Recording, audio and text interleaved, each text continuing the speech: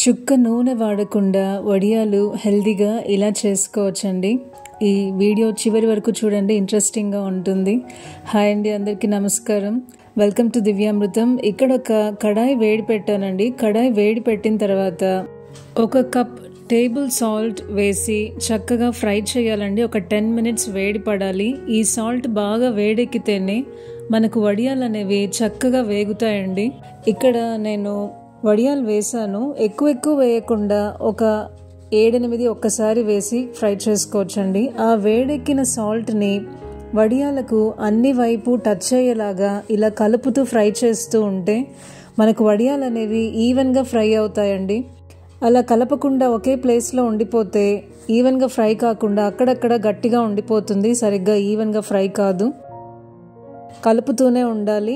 చక్కగా చూస్తున్నారు కదా, సైజ్ కూడా పెరుగుతున్నాయి. మనకు ఆయిల్లో వేస్తే వడియాలు చక్కగా ఫ్రై అయ్యి సైజ్ ఎలా పెరుగుతాయో అలాగే సాల్ట్లో ఫ్రై చేస్తే కూడా సైజ్ ఇలాగే పెరిగి ఈవెన్గా ఫ్రై అవుతాయండి. ఇక్కడ ట్రిక్ అంతా మనము సాల్ట్ బాగా వేడి పెట్టాలి, అలాగే వాటిని వేసి కలుపుతూనే ఉండాలి. అన్ని డైరెక్షన్స్ సాల్ట్ అనేది టచ్ అవ్వాలండి వడియాలకి.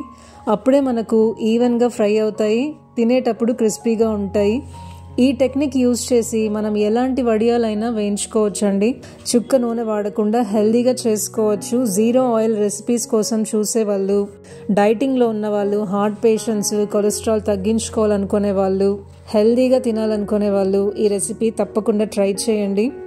ఈ సాల్ట్ మనము ఎన్నిసార్లు అయినా రీయూజ్ చేసుకోవచ్చండి. నేను జీరో ఆయిల్ పాప్కార్న్ చేసేటప్పుడు, వడియాలు చేసేటప్పుడు ఈ సాల్ట్ని చాలాసార్లు యూజ్ చేస్తూ ఉంటాను.